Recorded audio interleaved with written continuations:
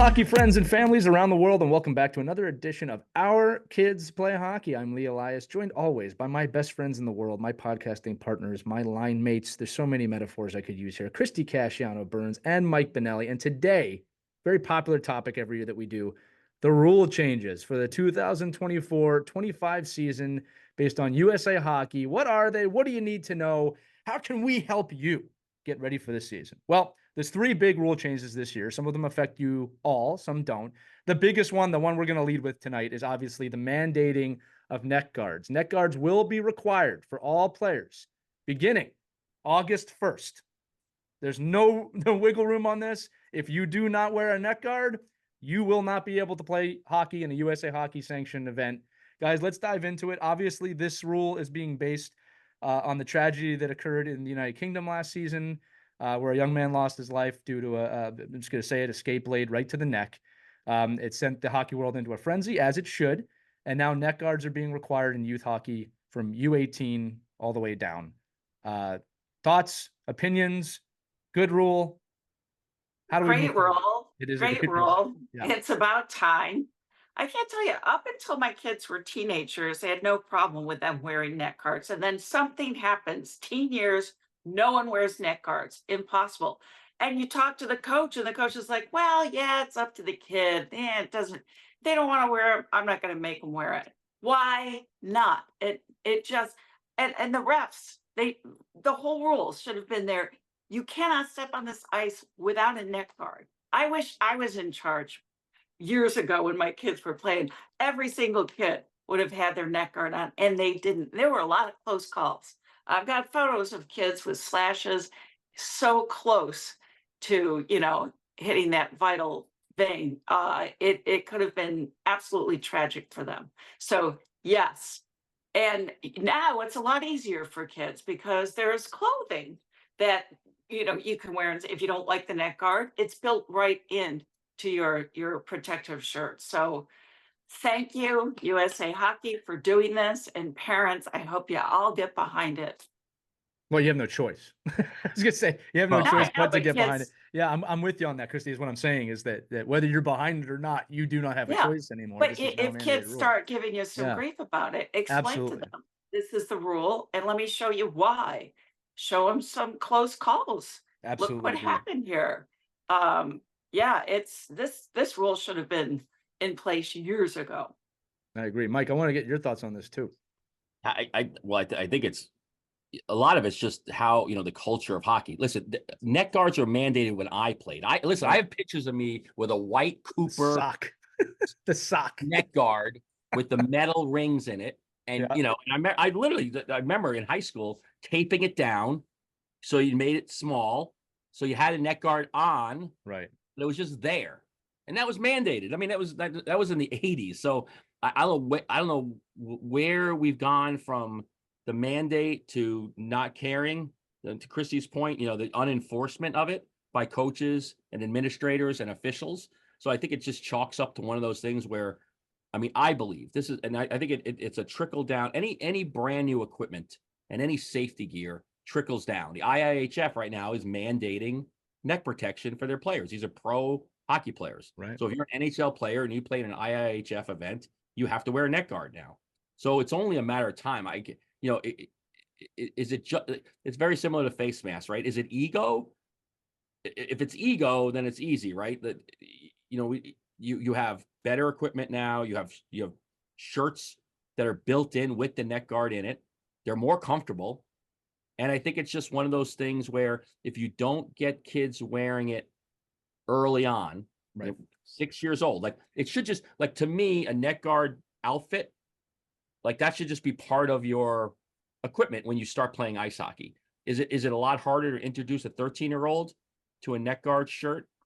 Just like it's hard to tell a 13-year-old to start wearing a mouth guard when they've never worn a mouth guard.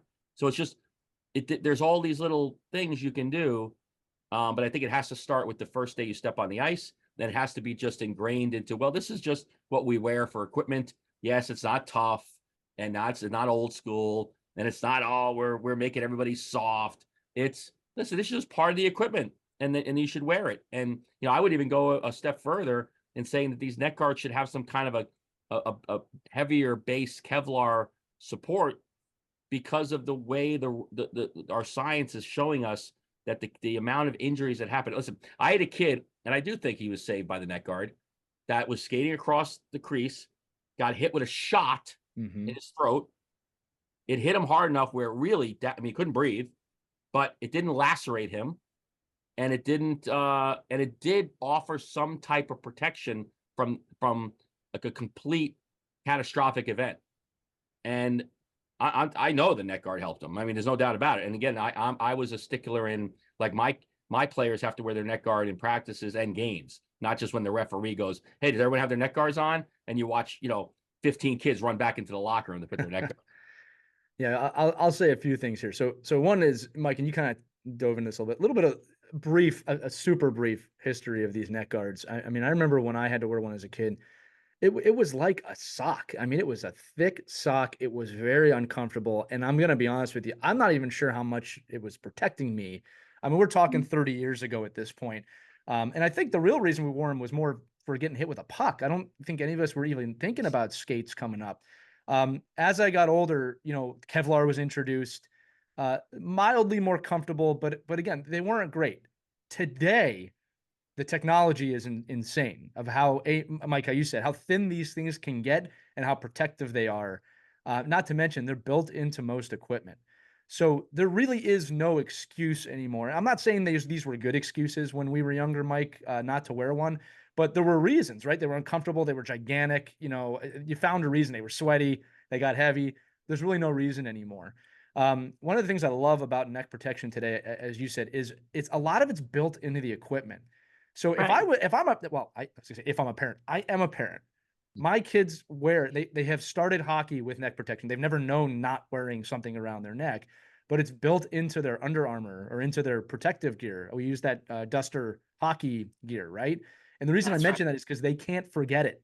It's not something you can forget in your bag. And I'm telling you right now, pro shops are going to be stocking up on neck guards, banking that these kids are going to forget them because you can't play without them. So, well, they're out of stock right now. They're out. I mean, that's a most good of the point, companies, right? you can't get the protection. I think, you make a great point too, that now the technology is not there. It's not a standalone, 10-inch neck guard. It's built in. It's built in gear. and comfortable.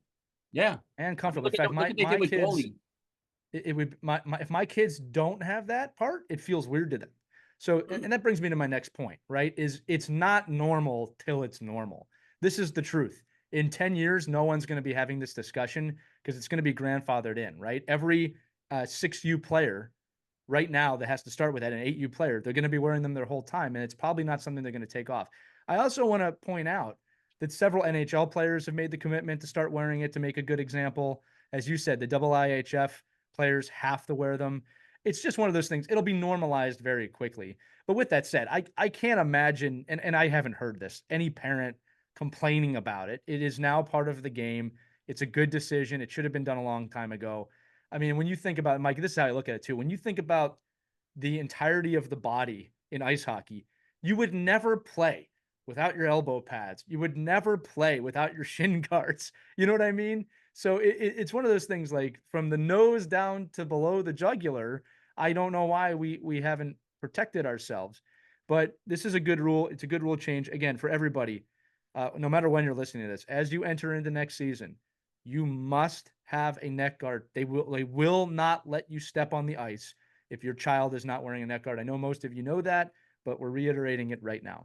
We can keep talking about this for a minute. I just wanted to and it's good for your parent. And I know because I've seen parents battle with their kids, especially there won't be anymore in their teen years, right? Yeah. And it was a hard sell for them. The kids, I don't like the way it feels, refusing to wear it. Well, good. You don't have a choice now. Get out there and put your neck guard on. If you don't have it, you can't skate.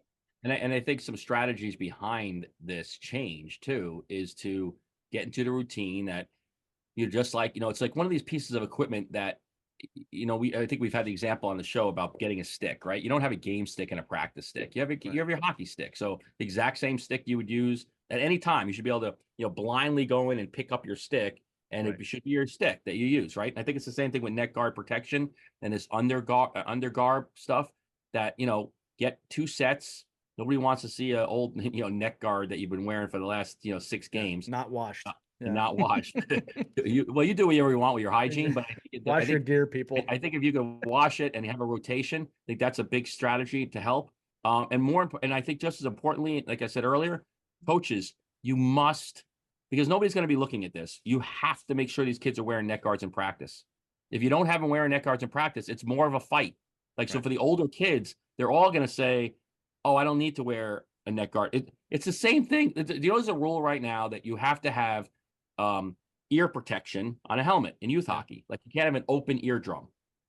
And I can't tell you at the midget level. I mean, take them off. It's the dumbest thing. They take it off. Like, it's more effort. They take more effort to take these things off.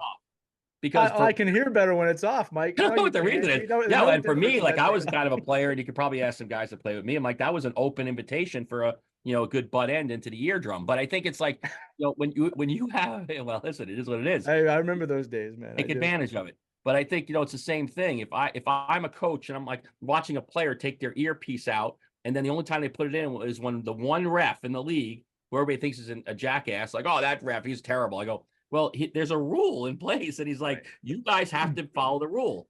So practice, wear your neck guard, wear your mouth guard, wear your earpiece. Practice like you play. Practice Simple. Like you play, but prepare and practice like you play.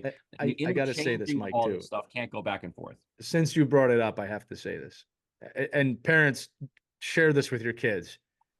If you have never been hit in the ear before with a puck or anything, it is one of the most painful things that can possibly happen to you. That's not a severe injury. With that said, it can be a severe injury. And I'm telling you right now, if you have aspirations and dreams of playing, if you can't hear out of one ear, it's going to be really hard for you. But I'm going to say it again. The ear is one of the most painful injuries in hockey. Anyone who's been hit in the ear will tell you this, that they would have put that thing on right away if they knew how much that was going to hurt. It's not a bruise. It is severe pain, and there can be major problems afterwards if you don't know what you're doing. You don't want to mess with that. And you're not impeding your ability to hear. Nothing. Yeah. I don't even know why. I don't even know why you would do it, to be honest with you, but it is what it is. Kids do this. You have a 12, 13-year-old boy. First thing they do is they go in, they take the screwdriver, and they take the earpiece out. I'm like, why? Like, why do you go do this effort of doing this? And then you lose it, then you can't play. But again, neck guards, protective gear, everything you do in practice or want to be performing in the game, you should be doing in practice. Absolutely agree. And that's where coaches. Well, coaches, this is mandated. Up to the coaches. Yeah. You're absolutely right. They need to get on top of that. Too many coaches have looked the other way during practices.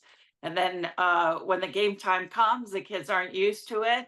Why is that? Well, if you had conditioned them and if you had made it a rule, then there would be no argument with you. You wouldn't hear them giving you some, pushback. So turn this into a positive for your locker room. Exactly. Like, this is a day one commitment. That's the word I'm using from the entire team, that we are all going to commit to wearing neck protection. That's something we're going to be unified on. Does anybody have a problem with that? It's a mandate. Make it a positive.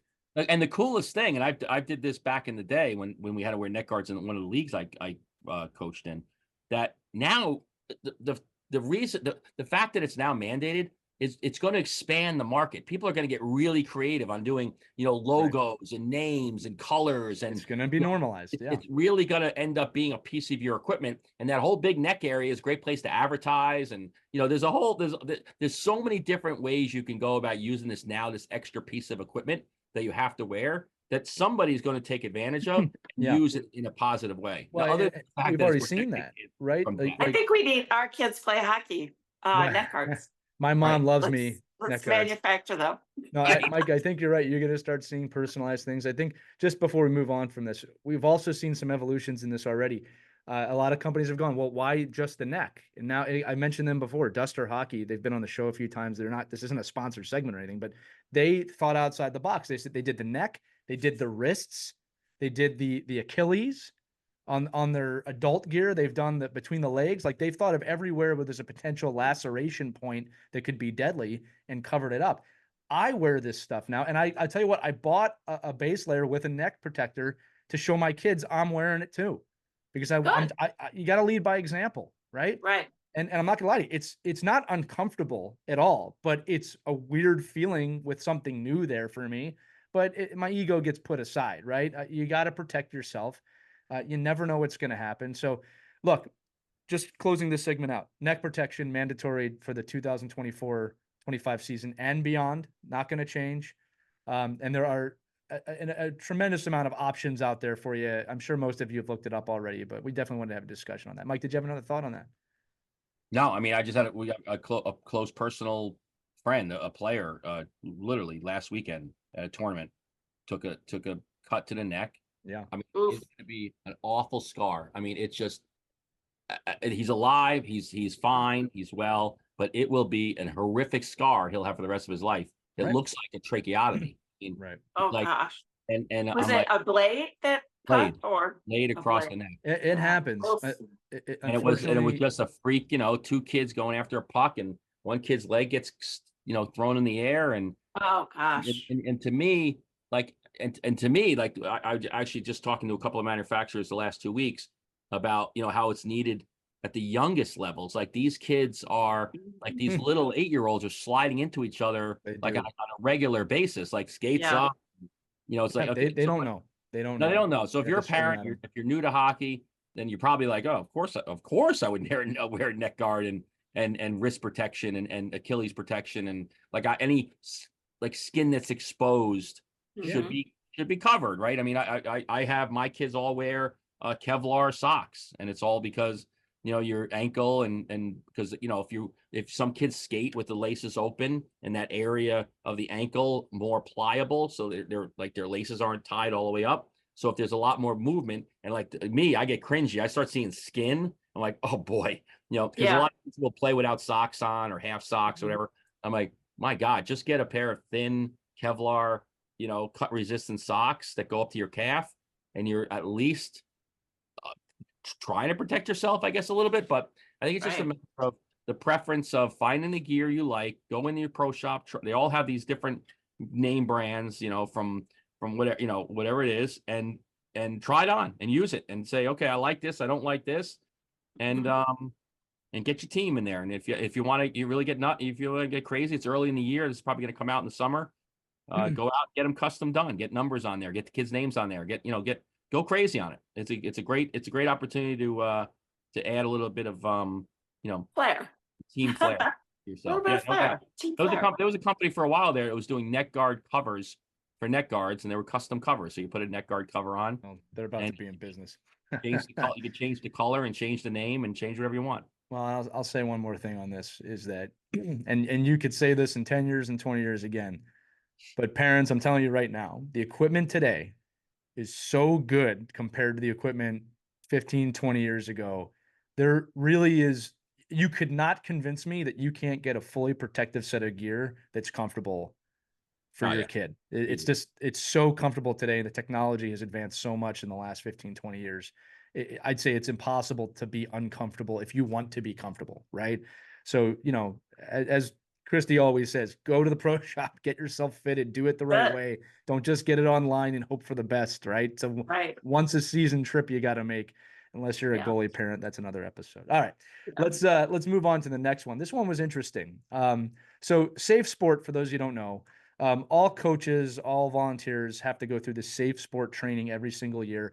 It's really great training. The first year is pretty long. Then every year you have to go through a refresher course, but it just runs you through obviously needed scenarios to make sure that as an adult, you are appropriate to the children, you're appropriate to other adults, and that you're entering into the season with some knowledge of what not and what not to do.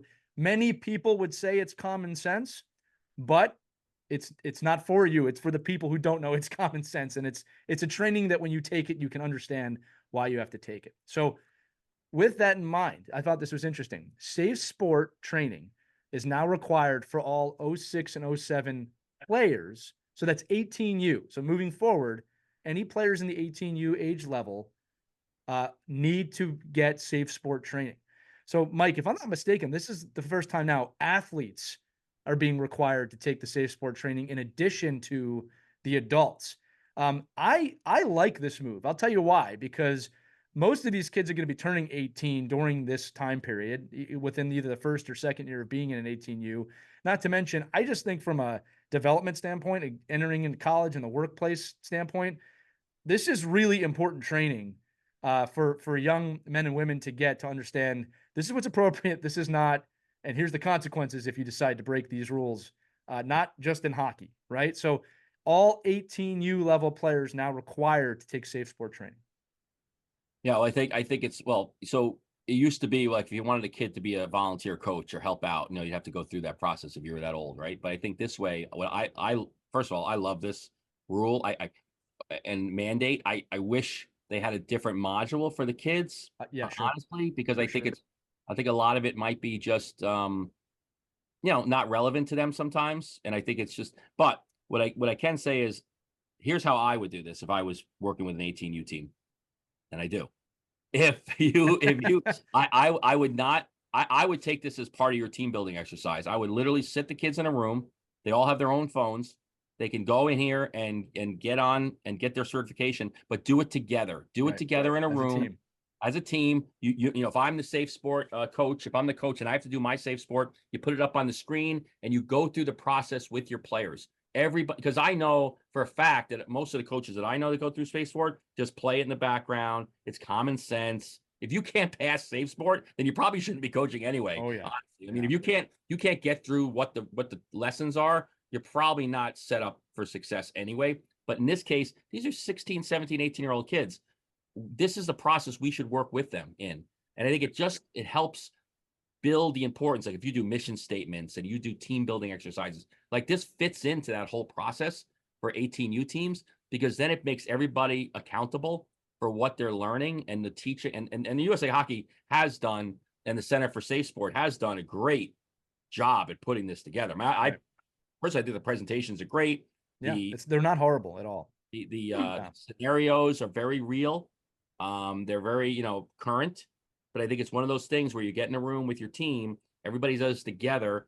It's only going to take you 2 hours to do a group, and everybody gets their certification at the exact same time. But more importantly, you use this process to help you as a coach and a manager cover yourself too. It gives you the opportunity to say, listen, we're going over all this stuff as a group and as a team. And if you want, because you're going to have your maybe 1 or 2 team parents or managers that have to be in there anyway, like get them all in there, make it a part of the process of your team building exercise. Don't just tell the kids, hey, by next Thursday, you got to be SafeSport certified and, get it done. I just don't think there's an impact there. I really don't. Yeah, I like that idea of it being a team building and, make it fun for them. Say, okay, we're all going to get together this night. We'll have a pizza party afterwards. And then that, and you have to make it mandatory. Don't just say, you can voluntarily come. No, if you want to skate with us, we got to get this done. It's mandatory. And invite parents along too. Why not? I think it's you got to remember. Discussion. You got to remember, kids will get redlined on their roster. So if you're not, there's no chance for them not to do it because they won't be able to play.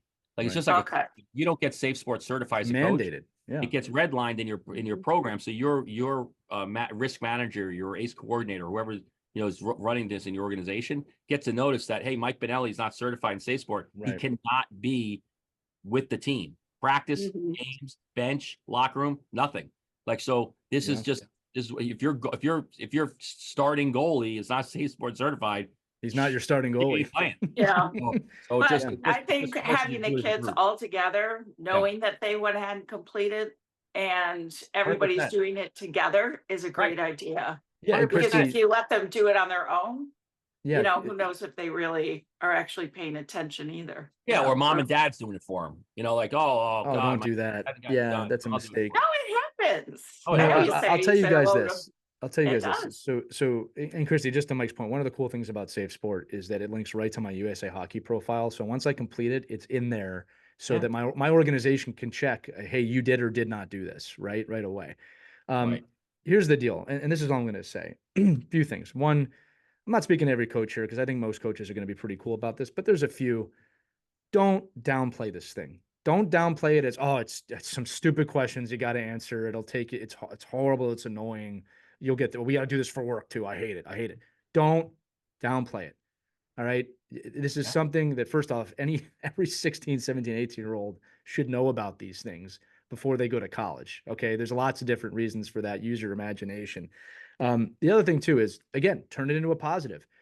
I think it's a pretty cool thing to put on a college application. I am SafeSport certified.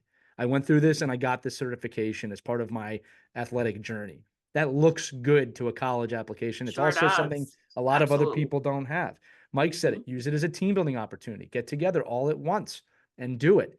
I'll reiterate what Mike said. This training is pretty well put together. It's not chalkboard nails on a chalkboard. I don't even know if that's a relevant Oh, metaphor it's not, anymore. and it's just on a PowerPoint presentation. You're not just No, watching it; it's no, it's interactive. good. Yeah, And they have real interviews on there from real people that have been in real yeah. situations. I'll also say this too. It starts with this pre-test, right? And I'm going to tell you, I always do extremely well on these things. Like I feel like I need to say that for some reason, but I'm not going to lie to you. There's some questions on there that like I don't know if this is the right answer or not. Now by the Hmm. end you do. Okay, but they present you with some scenarios, especially some multiple choice scenarios where it's like I'm not quite sure if that's true. Or what do you do? These are the questions that really will get you. Okay, let's say you see something, now what? Let's say Mhm. one of my favorite ones, you saw something 3 years ago. Now what? Now, you might think you know the answers to those questions, but there's very clear guidelines on what you need to be doing if you saw Right. something at any point. I don't want to spoil the training, right? But I'm just saying, I think Yeah. most of you listening out there that have taken this training know there's been a question or two on there. You might not have been so sure of the answer, right? And you are by Right. the end. And that's why this training is important. The other thing is Right. this. The other thing is this. And this is the dark side of it. And this will help us segue too. But 99.9% of the people that take this training probably don't need it. But it's that 0.1% that need it, that why we all have to take it. And it's worth it because no one listening to this show or in youth hockey wants that scenario to play out. Right. And that's why it's so important that trainings like this exist. Look, I never loved HR training at work. It was always in the way, but I understood why we had to take it. Right. Right. Because it's an accountability thing. It's a liability thing. Right. So I think it's great that they're having the late teens take this. I think it's important because these kids also interact with other kids within the program and you don't know what you don't know. All right. And this SafeSport pretty much lays out this is what you need to know. This is Right. what you And there could be, as you said, a percentage of kids out there who have one of these scenarios play out right in front of them. right. And they'll have that basic training. Okay, my gut's right. I need to do this and Right. think back on the training and it clicks. And then they'll know what to do and where to turn and who to go to. I That's really important No, I stuff. think, it and I is. think it Don't just, discount it. I think it too. It reemphasizes the fact that these are children, and sometimes they're not getting this education, or they're like, "Oh, that's stupid." Like, "Oh, of course I can, do that in the locker room," or "Of course that kid's not going to care that I do that to them." But there are kids that care, and No. Yeah. again, this falls under the category of, to what extent are we asking these kids to be adults? But listen, if I have a kid that wants to work with me in a clinic and he's a SafeSport certified and he's gotten all this other stuff done, I love it. I think it's great. I think it's Right. like, You got you to know, acquire it almost. I'm like, this Yeah. is awesome. I could have this kid in the locker room. I could have this kid speaking to my kids. I can have him on the bench. I can have him, all these different things. So, use it as a positive to, like Lee said, use it as a team building exercise. Use it as a way to reinforce your messaging as a coach to what is acceptable and what's not acceptable, not based off of like what you think, but Right. what the law is, and keeping these kids out of trouble so that you're not sitting in a SafeSport committee hearing when your kid's been suspended for 4 months for doing something that they probably could have avoided by just understanding that this is Right. acceptable and unacceptable behavior, and these are human things that we're doing here, and not just again, we all use the excuse, oh, they're just kids, oh, they're just boys, but that's just not a reality. It just Yeah. isn't. That And you doesn't gotta fly anymore. be proactive. Well, I tell you Yeah. right now, if you're 18, you're not just a kid anymore legally. So you got to know that. Right. The other thing to it, and last note on the SafeSport is that I don't think a lot of people, but I could see how some people might say, "Oh, that stuff's going to make you soft." And I can tell you right now that having taken the training, it's nothing like that. There's nothing in there that I would construe as, oh, we're going to make the kids soft. It was all, no, this is really pertinent information. As a parent, I can understand why I need to take this. As a coach, I understand why I need to take this. And I Right. like that a late teenager would have to take it. Go ahead, Mike. Right. for That and stuff is going to make kids leaders and respected. Agreed. So think of it that way. yeah, and the things that have come up that's a money grab, I think it's free. I think it's part of your registration. I don't think there's an extra, like it's not like coaching education. I didn't where have to pay for it. Yeah. like an extra $10. I think it comes with your so this is not another money grab. This is not a, oh my God, they're trying to now they're going after, the 12,000 18U kids. No, that's not what it is. The kids have to be registered with USA Hockey anyway. So it's all part of that system. So there's not an extra, $10 hit. Tell you about a money grab. I got a local rink alliance now getting rid of Live Barn for their own camera system that we all have to pay for now. That's a money grab. That's another episode, though. Oh, God. We're all very upset about that. Okay, last rule. I think that's going to be a trend. I really do. It's brutal. It's brutal. It's another episode. The capitalization of me watching my kids. All right, the last rule. There's going to be 17 cameras in the building. Yeah, right. I want the 3D HD experience. Okay, last rule. All locker rooms are required to have a SafeSport certified person, coach, manager, parent in the locker room anytime the players are in there. I think a lot of people are going to listen to this one and say, wait, someone's supposed to be in there all the time? By the rule book, yes, there is supposed to be a chaperone, I guess, of sorts, or someone in the locker room monitor, as Mike put it before the episode, at all times. That is what's supposed to happen. So that person needs to be SafeSport certified. That part of it makes sense. I think the big question, Mike, again, is people going, well, I'm not doing that. I'm in the sense of I haven't been doing that. So, Mike, I'm going to throw it to you. What are your thoughts on this one?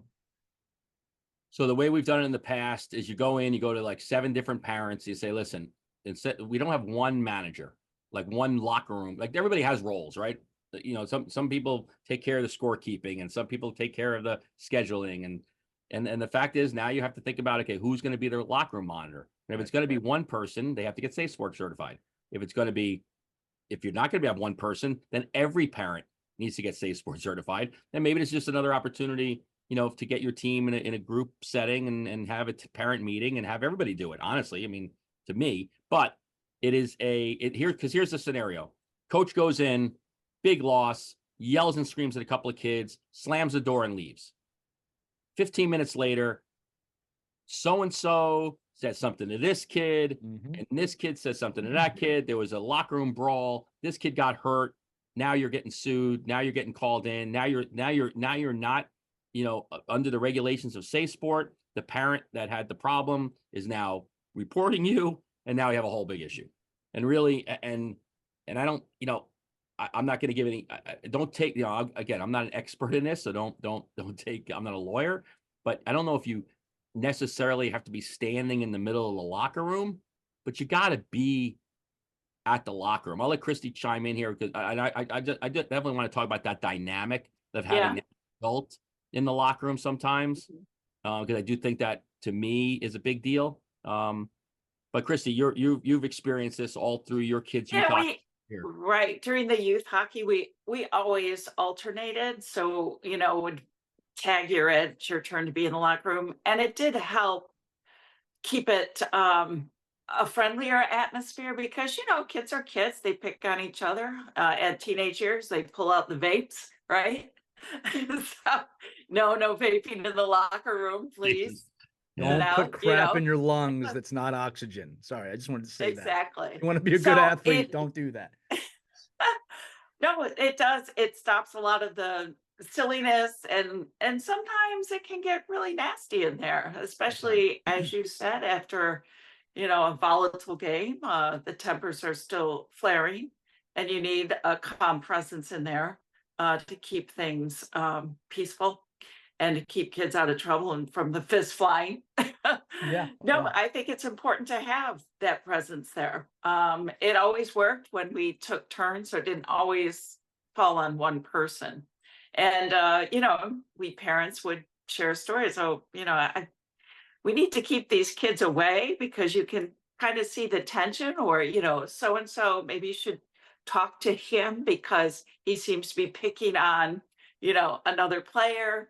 and you can get a real good vibe of the team and kind of see when things are starting to bubble up, where you can do those preemptive strikes before it gets really nasty. So Yeah, I and think it's an important role that parents play, or whoever you pick.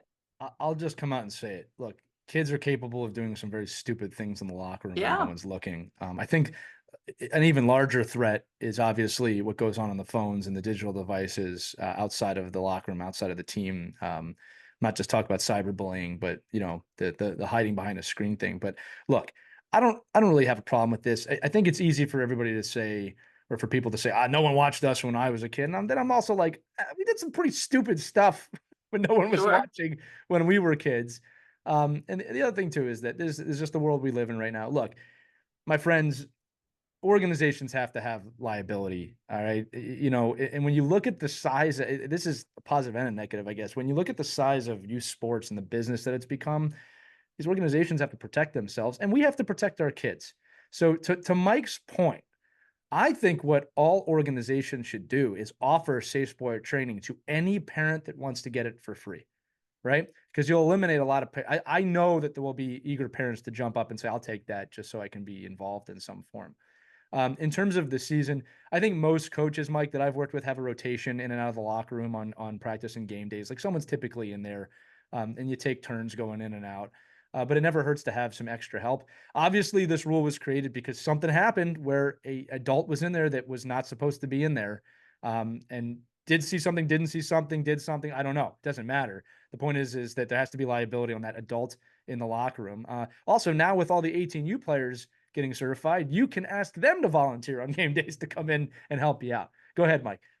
No, but I think it's a great tool maybe for a coach as well, right? Hey, you're not SafeSport certified. I'm sorry, you just can't be in the locker room and you can't be around the kids, and makes it, get kind of get out of jail free card a little bit. But I will say this, when you're working with 12-year-olds and 13 and 14-year-olds, I just love, I think there is such an important role of what the locker room is. I mean, one of the things we talked about in the show multiple times is like what's so great about our sport. And I think one of the things that's great about our sport is the locker room, is the fact that these Totally. kids get to be, in a place where they're not like in soccer, we just get dropped off and you run on the field and you run home and get in your car and go. Like there's long periods of time where kids are in the locker room. And so think about how you're going to do this as a coach. I mean, are they more comfortable with you in the locker room? Are they more comfortable with one person in the locker room? Can you be quote unquote in the locker room by just having the door open and you standing in the hallway? And don't forget, this goes not just for practice games. This is practices. So you have 3 practices a week. That's 3 people. Right. That's not like your 24-year-old coach that you hired for the 8U team, and he's just showing up 4 seconds before practice and jumping on the ice. Somebody's got to be, for your organization to be compliant and be safe and not put yourself in a really situation. You need to now proactively think about how are those locker rooms going to be monitored for the success of our organization all week, right, not just on Saturday morning at 11 a.m. And I think this is I think it's a huge shift in the rule where it opens up more problems than this is my opinion, more problems than it solves, because now there's so many different gaps in the coverage that we need to account for now. Right. It's true, Mike. And think about that Monday, Wednesday, Friday practice, how hard it is to even get the kids there on time in the first place, how hard it is to find coaches in the first place. Now you got to find a parent that's willing to sit in that locker room, multiple hours during the week. It's difficult, but I think now is the time, if you're a manager, a head coach, a program administrator, now is the time to start proactively looking at that schedule and figuring out how you're going to do it. And to Lee's point, if you're putting an 18U player on the roster as a locker room monitor for practices, hey, maybe that's a great solution. Maybe that is a solution. Or you gotta make sure you're telling your coaches, listen, if you're gonna tell your kids they have to be at the rink an hour before practice, you need to be at the rink 100%. an hour before practice, and you need to be in that locker room. Or guess what? You're going to be getting dressed out in the hallway. Yeah, you might get in trouble, right? So look, whether you agree or disagree with the rule or you have thoughts on this, it's the rule now, right? So as Mike's saying, you're going to have to make things. One of the things I love about the 18-year-olds is, just from a perception standpoint, if I'm a youth hockey player, it's a lot cooler to me if a 17 or 18-year-old's in that room and not my dad at certain points, right? So I'm just saying, almost everybody we're talking to has an 18U aspect here. What a great volunteer opportunity to instill into your program, assuming there's time. 18-year-olds are very busy. I totally get that. But I'm saying you got at least 15 people now that are certified in SafeSport, at least, right? Most likely you have more like 30. Right, that this is a great volunteer opportunity to give back to some of those younger kids if you're looking for something, and then again helping parents get that. But again, Mike, I remember if I was 15, 14, and there was an 18-year-old in there, I'd feel a little more comfortable just doing what I talking. Well, it's a double-edged sword there, right? Now you got 18. Totally. You make sure you have a pretty mature 18-year-old in there. I mean, like, because they'll go down, they'll just zip right down the line. I'm 100% with you on that. But again, I think that the rule is there because obviously people in the room shouldn't have been there. The influence was wrong. Right. There was no coverage. Like, well, why the hell was this person in there? Well, because of this. Well, I don't know if SafeSport solves the problem of bad parenting, but what it does is it solves the issue of liability, and I think then you need to be proactive as an organization, as a coach, to say, well, we're not looking at this as a liability issue. We're looking at this as a logistical issue, and how do we solve the problem of this new rule? And one of the things we got to do, it's just like imagine if there was a new rule that every team had to have 3 coaches on the bench. Like if the league rule, if the rule of USA Hockey said every team has to have 3 certified coaches on the bench, or you can't play, the sport would end. The whole Midwest would be under. I mean, I've seen teams with one coach on the bench, and for multiple teams. So this actually, it just adds another staff member, right, or another layer of staff, another responsibility. It's another responsibility. And now, in June, July, and August is probably the time to attack this. I'll say this in closing. Exactly. Plan ahead. Now you know it's coming. And that's why we do these episodes, right? This is why we're here for you.